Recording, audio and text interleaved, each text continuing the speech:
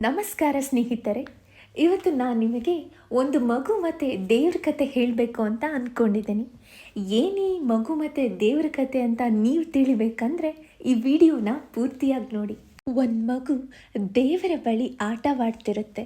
ಆ ಮಗುವಿನ ನಗು ಎಷ್ಟು ಮುದ್ದಾಗಿತ್ತು ಅಂದರೆ ವರ್ಷಾನುಕಾಲ ತಪಸ್ಸು ಮಾಡಿದರೂ ಒಲಿಯದಂತಹ ದೇವರು ಸಹ ಆ ಮಗುವಿನ ಸಣ್ಣ ನಗುವಿಗೆ ಥಟ್ ಅಂತ ಒಲಿದು ಬಿಡ್ತಿದ್ದ.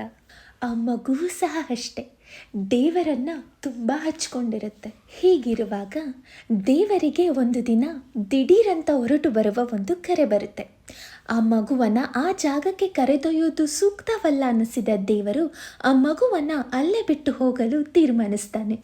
ಆದರೆ ಬಿಟ್ಟು ಹೋಗೋ ಮುನ್ನ ಮಗುವನ್ನು ಸಮಾಧಾನ ಮಾಡಲು ಅಲ್ಲಿಯೇ ಬಿದ್ದಿದ್ದ ಒಂದು ನೂಲಿನ ದಾರದ ಉಂಡೆಯನ್ನು ಮಗುವಿನ ಕೈಗೆ ನೀಡುತ್ತಾ, ಮಗು, ನೀನಿದರ ಬಳಿ ಆಟವಾಡ್ತಿರು, ನನಗೆ ಹೊರಗೆ ಹೋಗುವುದಿದೆ ಎಂದು ಹೇಳಿ ದೇವರು ಹೊರಟು ಹೋಗುತ್ತಾನೆ.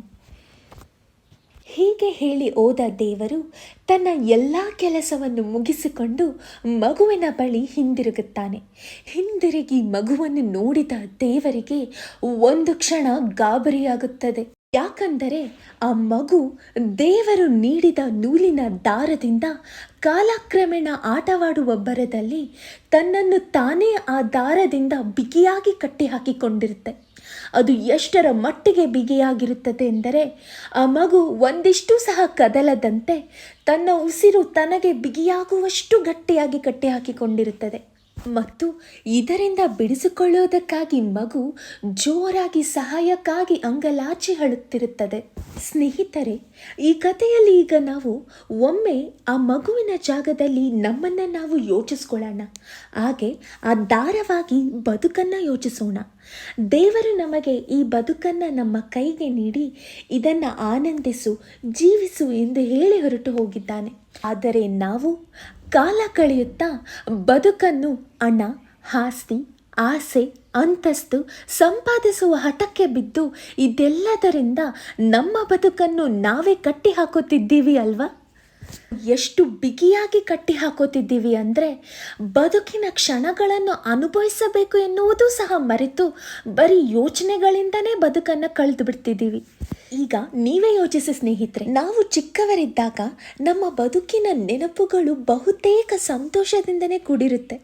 ಕಾರಣ, ನಾವು ಚಿಕ್ಕವರಲ್ಲಿ ಬೇರೇನು ಯೋಚಿಸದೆ ಆ ಕ್ಷಣವನ್ನು ಮಾತ್ರ ಜೀವಿಸ್ತಿರ್ತೀವಿ.